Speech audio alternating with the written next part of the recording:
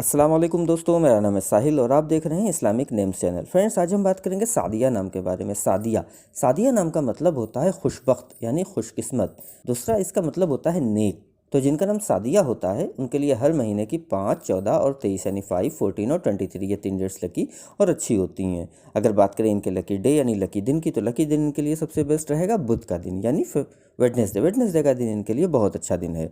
अगर बात करते हैं इनके लकी कलर की, तो लकी कलर में इनको ग्रीन कलर यानी हरा कलर और वाइट यानी सफ़ेद कलर, ये 2 कलर इनके लिए बहुत अच्छा सूटेबल कलर हैं।